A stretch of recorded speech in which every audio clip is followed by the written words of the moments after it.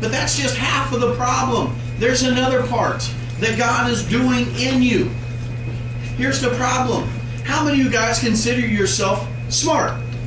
Oh yeah. Oh yeah. If I was to give you, listen. If I was to give you this clay and said, make me a bowl, could you do it? Yeah. Do you need any help? No. Yes. No. Here's the problem. There's so many things in your life you think you already know and you don't need any help. And if you don't need help from me, you probably don't need God's help either then, do you? Because you're pretty smart. I mean, you can get yourself up in the morning and take your own shower and dress yourself somewhat. And boys sometimes put on deodorant, comb your hair. You're all grown up. You don't need mommy or daddy. You don't need Pastor Brad. You don't need God. Because you're smart, right? Here's what I want to read. Here's what I want to read you. Sticking with Moses and everything else, check this out. Moses was raised by Pharaoh. And he had the best teachers. He had the best nursery attendants. He had the coolest, like Egyptian kind of wool diapers. And the best food. He had the coolest house. He had everything. Could you imagine being the richest person in your world at the time? I mean, you got the best of the best. Could you imagine the clothes he was wearing? His shoes. His camel probably was like combed and brushed every day. It was awesome to be raised in Pharaoh's house. Moses, the Hebrew, who thought he was an Egyptian, was spoiled beyond all reality. He had the best of everything. And one day his world came crashing down just like yours is going to be one day. One day somebody's going to break your heart. They're going to let you down. You're going to be disappointed. And Moses did what many people in the Bible have done. He ran to the desert. See, when he found out he was Hebrew, he was so upset, and he seen this Egyptian person beating this Hebrew slave, and he was so upset he got in the fight, and he accidentally killed this Egyptian. And he was ashamed of himself, and he ran to the desert. And he had, like a lot of us when we do wrong, we hightail it out, we book it out of there. And that's what Moses did. They didn't have CSI. He was safe in the middle of the desert. Nobody's coming for him.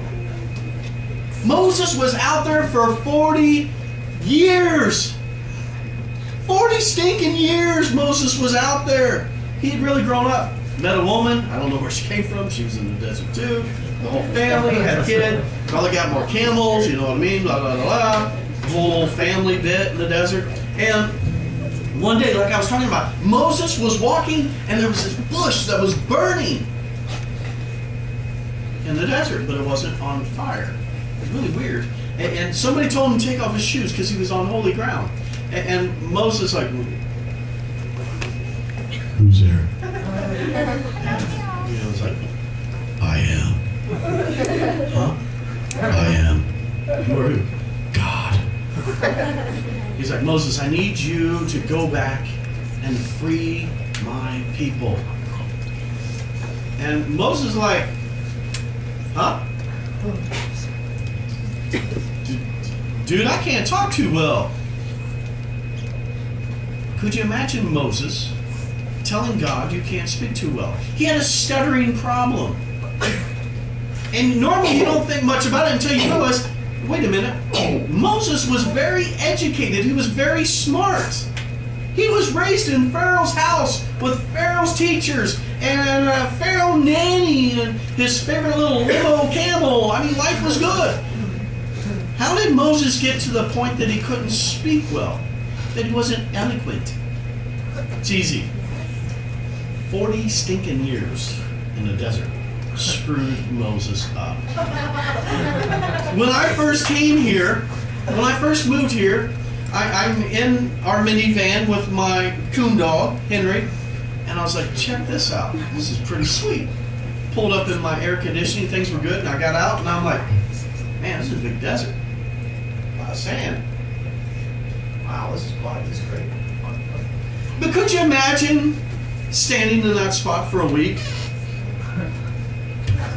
Man, it's hot. There ain't nothing out here at all. Whole bunch of sand. Woo, it's hot. Could you imagine 6 months? 6 months in the stinking desert. Nothing! There's nothing out here! Freaking hot! Thirsty! This desert goes forever! Imagine 40 years! No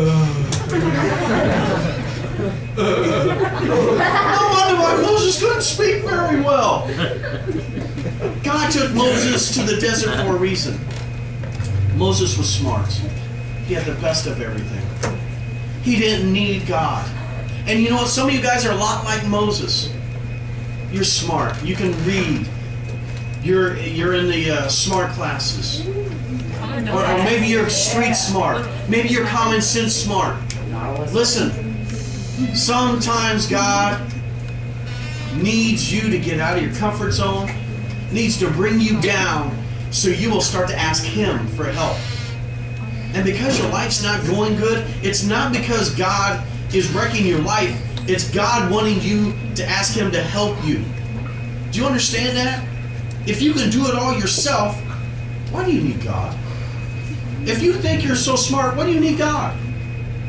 So sometimes God will move you in a direction, not always a physical desert like we live in. Sometimes you're going to go into a spiritual desert where you start to guess and second guess. Is there really God? Is this the right thing to do? Am I in a cult? God, are you real?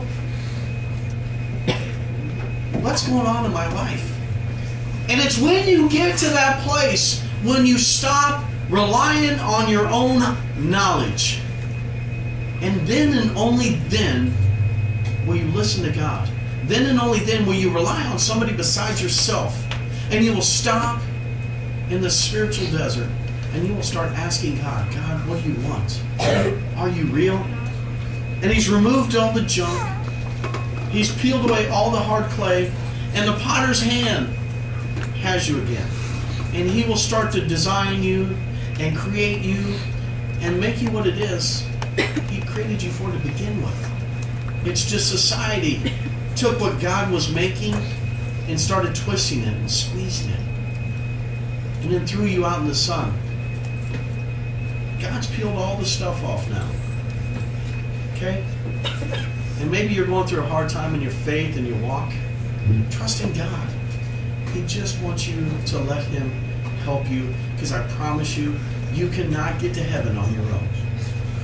You cannot get through this life happily, successfully on your own.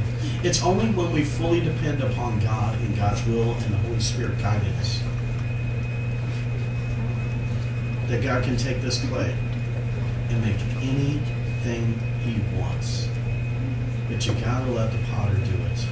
And you gotta let Him remove all the old hard clay, and you gotta take your hands off of it and put it back on the wheel and let the potter make what he wants.